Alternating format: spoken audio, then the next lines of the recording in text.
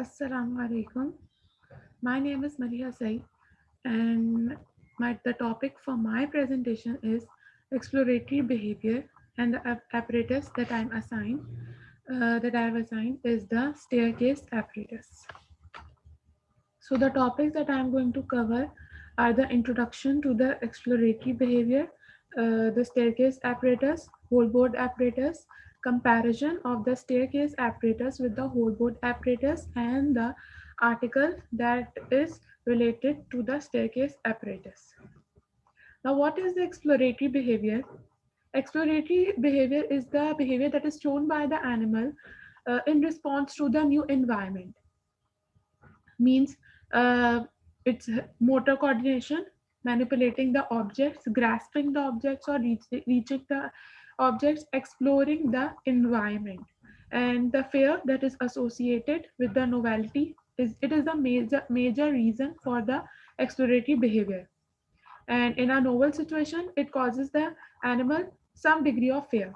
And exploration also helps in the preparation for that how the animal will tackle the situation if there is any situation of the related to the predator, or any escape from the environment, or for food, regarding food.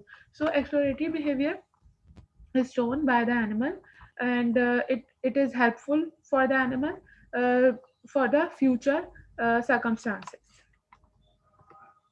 Now moving on to the main topic, that is the staircase apparatus. The staircase apparatus is, as its name indicates, it consists of a staircase. And if you look at the picture, then this is the staircase apparatus. The staircase apparatus provides a simple, efficient, and easy way to quantify the testing of the skilled paw reaching for both the mouse and the rat. Basically, by the staircase apparatus, we are testing the animal's ability, motor ability, that how it will reach to the reward that is placed exactly in front of it.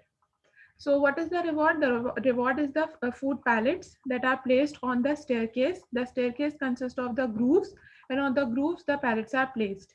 And then there is a central platform to balance the body of the animal. The animals are placed in a box that is relevant to their size. Means there are two types. For the mouse, the apparatus size will be different, and for the rat, it will be different. And the number of pallets that will be removed till the end of the experiment, that will be our observation. So the staircase test evaluates a rat's ability to use its forelimb to reach the small objects and pick them up. So this test is also called as the paw reaching test. And the test apparatus, that is the staircase apparatus, it is made up of narrow plexiglass box, and it consists of a double staircase which is positioned along the sides of the central platform. This central platform provides the support for the rat's body, and the rat must stretch its forelimb down each side of the platform to retrieve food pallets that are loaded on each stair.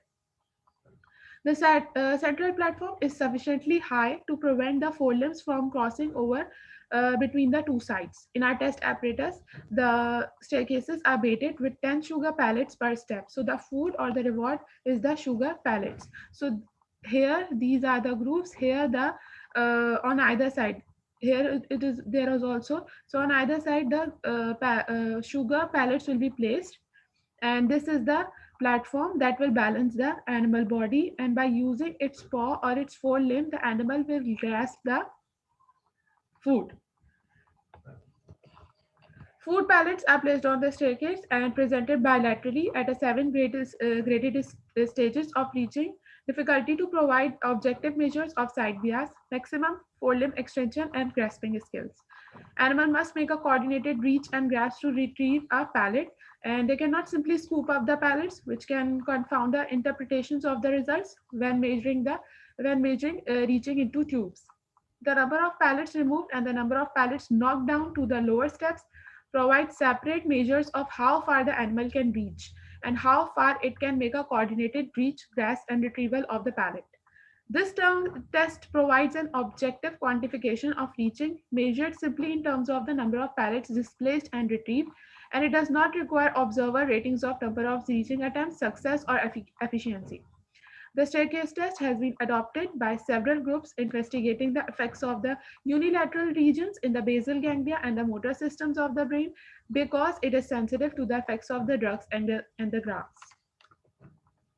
So this is the staircase, which consists of the groove on which the sugar pellets will be placed.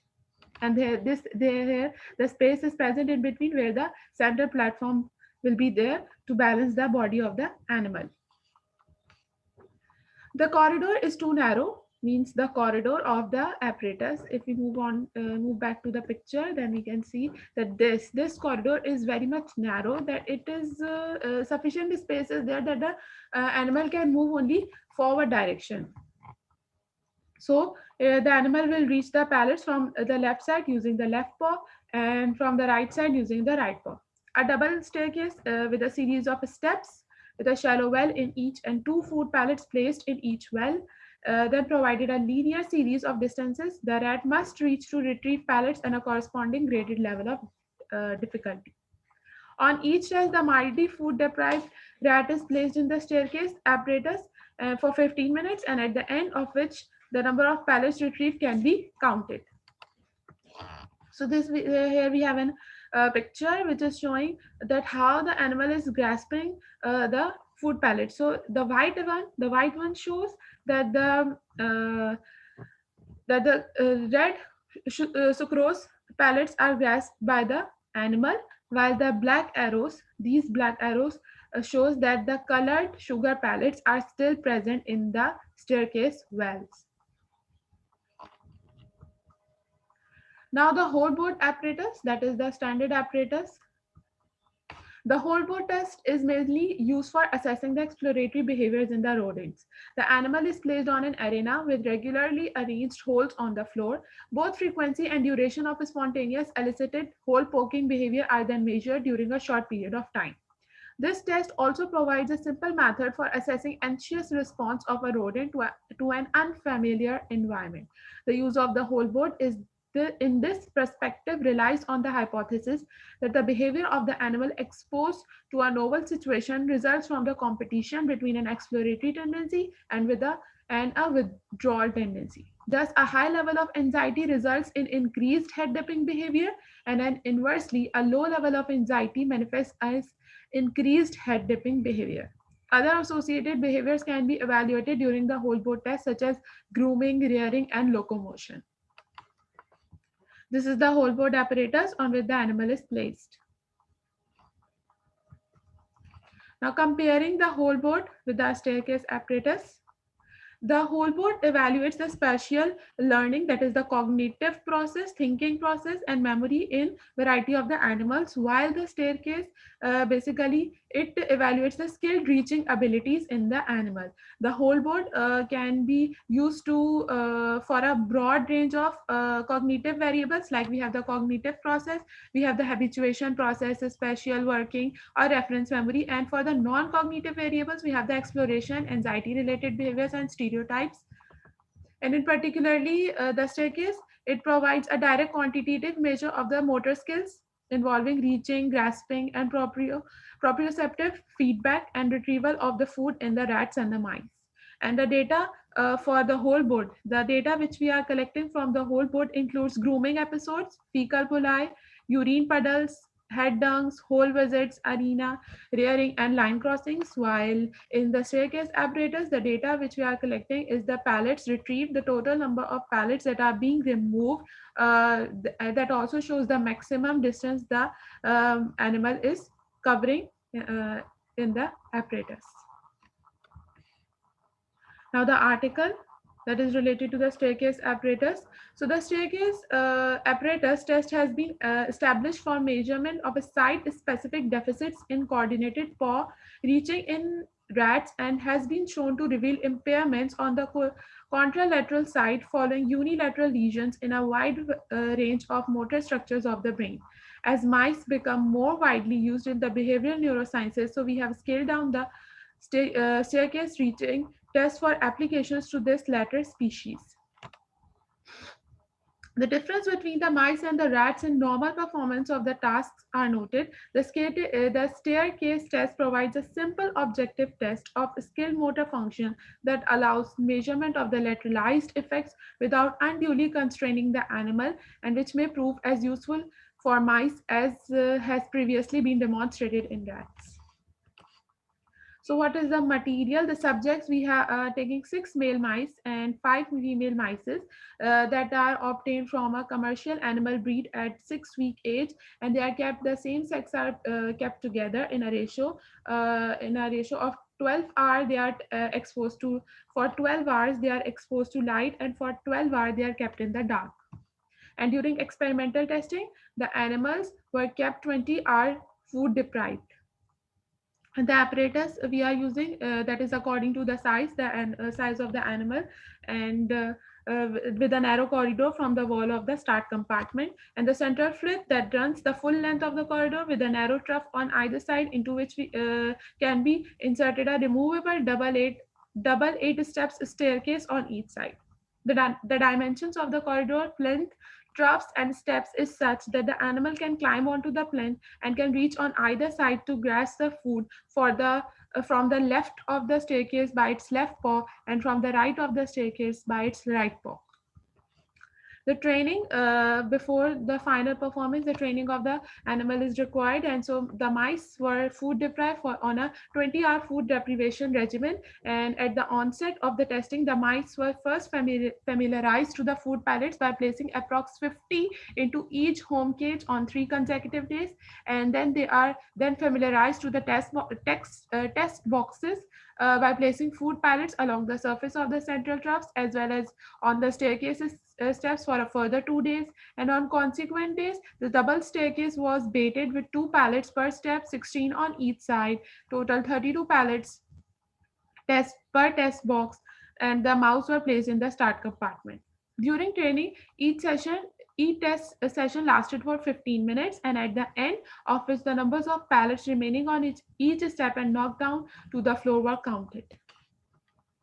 The results after training that were obtained were that all mice learned to collect pallets from the staircase within the first couple of days of testing.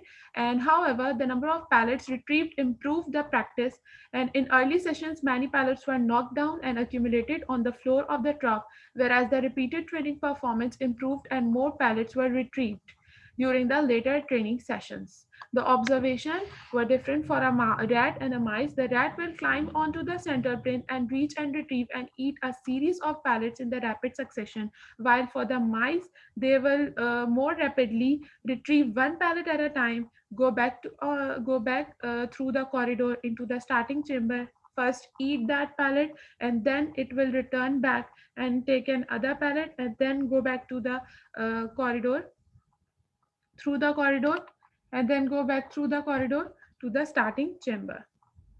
Mice take longer time to eat a given number of pallets than rats. The discussion is that observation is on the basis of the measuring the food pellets removed by the animal and successfully retrieved by the animal. This shows if any impairment is present in the motor skills. And as this test was performed many times on the animal, so with each testing there is a decline related to the decline of the motivation associated with impaired performance, somewhat related to the phenomena of learned helplessness.